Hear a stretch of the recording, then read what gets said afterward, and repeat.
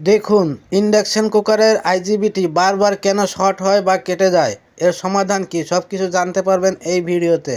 আজকে ভিডিওটা কেউ স্কিপ করবেন না, ধৈর্য সহকারে শেষ পর্যন্ত দেখবেন।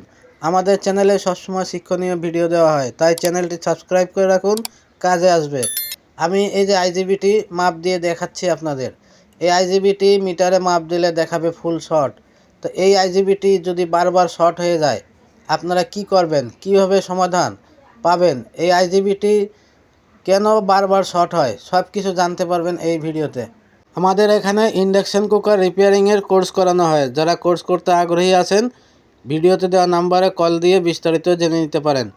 প্রিয় দর্শক, আমাদের এক টেকনিশিয়ান ভাই আমার কাছে ইন্ডাকশন কুকারের সার্কিট পাঠিয়েছেন রিপেয়ারের জন্য। এই সার্কিটের প্রবলেম উনি জানিয়েছেন, বারবার আইজিবিটি ও ব্রিজ রেকটিফায়ার ডায়োড শর্ট হয়ে যায়। এই ধরনের প্রবলেম আসলে আপনারা কীভাবে রিপেয়ার করবেন সব কিছু জানতে পারবেন এই ভিডিও থেকে। আপনারা যদি কেউ ইন্ডাকশন কুকারের সার্কিট আমার কাছে পাঠাতে চান, কুরিয়ারের মাধ্যমে পাঠাতে পারেন। ভিডিওতে দেওয়া নাম্বারে কল দিয়ে আমার সাথে যোগাযোগ করে নেবেন। এখানে উনি নিজের দোকানের একটি কার্ডও দিয়ে দিয়েছেন, দেখেন, কচুয়া, চাঁদপুর। এই ইন্ডাকশন কুকার যে প্রবলেমটা আছে, বারবার আইজিবিটি শর্ট হয়ে যায় এবং ব্রিজ রেকটিফায়ার ডায়োডও শর্ট হয়ে যায়। এই ইন্ডাকশন কুকারের সার্কিটটা আমি রিপেয়ার করে দেখাবো এই ভিডিওতে, এবং এই বিষয়গুলো আপনাদের সামনে ক্লিয়ার করে দিব যে আইজিবিটি কেন শর্ট হয়। এখানে দেখেন, একটি কন্ট্রোলার বোর্ড আছে আর একটি মেন পিসিবি আছে। এখানে কোনো ডিসপ্লে নাই।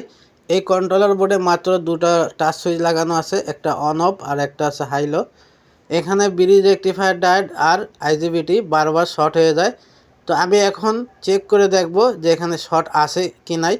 তো আমি ব্রিজ ডায়োডটি আগে চেক করে দেখতেছি। উনি আমাকে জানিয়েছেন যে আমি নতুন ব্রিজ ডায়োড লাগিয়ে আপনার কাছে পাঠাচ্ছি। তো আইজিবিটি শর্ট আছে কিনা আমরা দেখে নিই।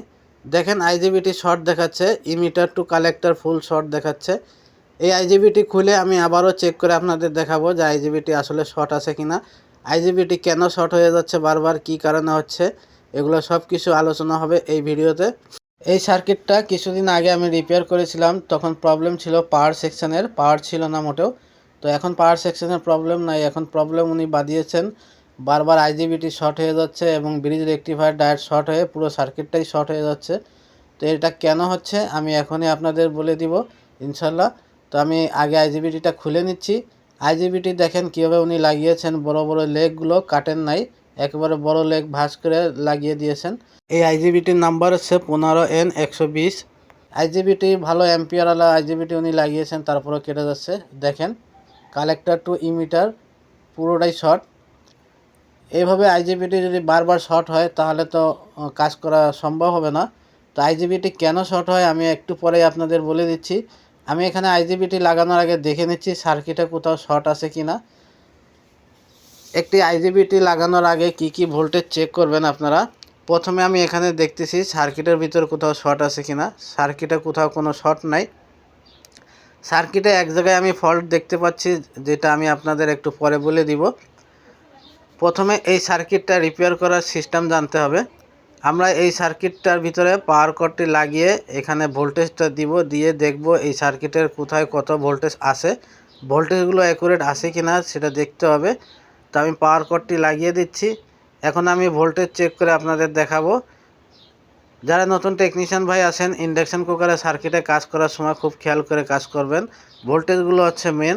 আইজিবিটির যে ইমিটার আছে সেখানে হচ্ছে নেগেটিভ থাকে। তো ব্রিজ রেকটিফায়ার ডায়োডটা দেখেন 320 ভোল্ট দেখাচ্ছে ডিসি। ব্রিজ রেকটিফায়ার ডায়োড ওকে আছে, এখানে ভোল্টেজটা ওকে আছে।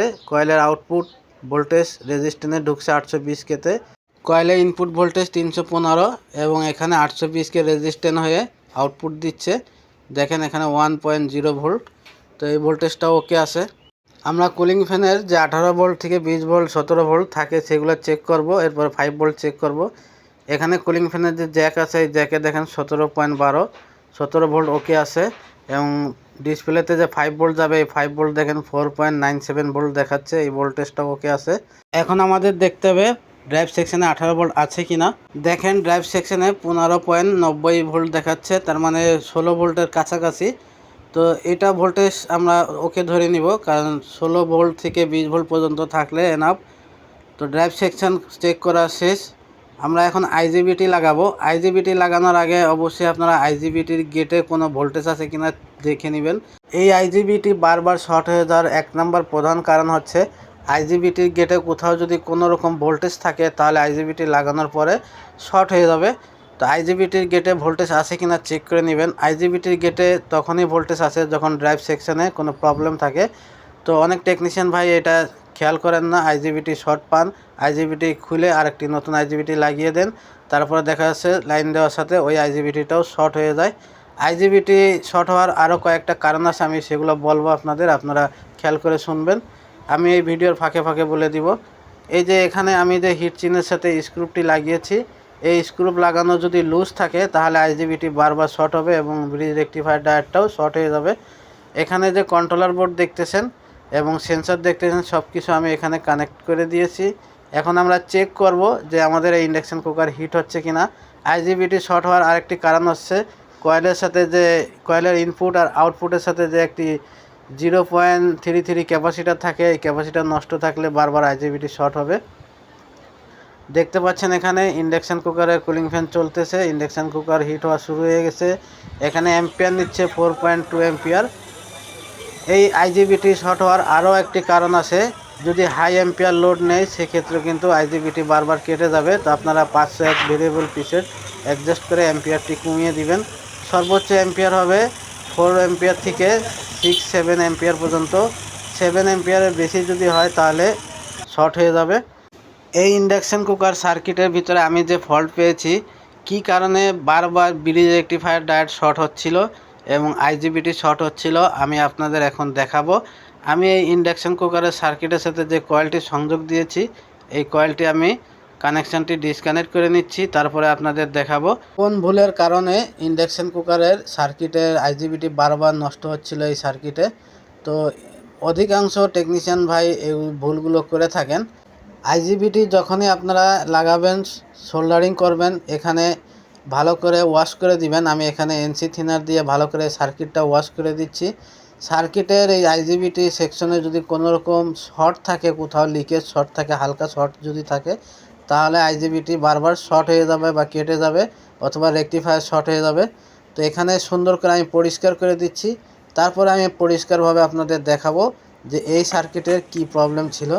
দেখেন এই সার্কিটের যে প্রবলেমটা ছিল, এখানে যে কানেকশানটা আছে ব্রিজ ডায়োডের নেগেটিভ এবং এখানে দেখেন একটা জাম্পার আছে, আইজিবিটির ইমিটারের সাথে একটি জাম্পার আছে। তো এই টেকনিশিয়ান ভাই এখানে সোল্ডারিং করে শর্ট করে দিয়েছিলেন, জাম্পারটা কাজ করা বন্ধ করে দিয়েছিল, এখানে শর্ট হয়ে গেছিলো। যদি এখানে শর্ট হয়ে যায় ডাইরেক্ট, তাহলে কিন্তু ব্রিজ রেকটিফায়ার ডায়োড বারবার শর্ট হবে। এখানে আরও একটি ভুল করেছিলেন উনি, যে স্ক্রুপগুলো লাগিয়েছিলেন ওই স্ক্রুপগুলো লুজ ছিল। এই স্ক্রুপ লুজ থাকার কারণে অতিরিক্ত গরম হয়ে আইজিবিটি আর রেকটিফায়ার ডায়োডটি শর্ট হচ্ছিল। তো আমি এখানে স্ক্রুপটি চেঞ্জ করে দিয়েছি। তো এই ছিল আজকের ভিডিওটা ভালো লাগলে ভিডিওতে লাইক দিয়ে শেয়ার করে দিবেন। আর যারা ফেসবুকে আমার এই ভিডিওটা দেখতেছেন বেশি বেশি শেয়ার করবেন, পেজটাকে ফলো করে রাখবেন। আবার দেখা হবে শিক্ষণীয় কোনো ভিডিওর সাথে। সে পর্যন্ত সবাই ভালো থাকেন, সুস্থ থাকেন। আল্লাহ হাফেজ।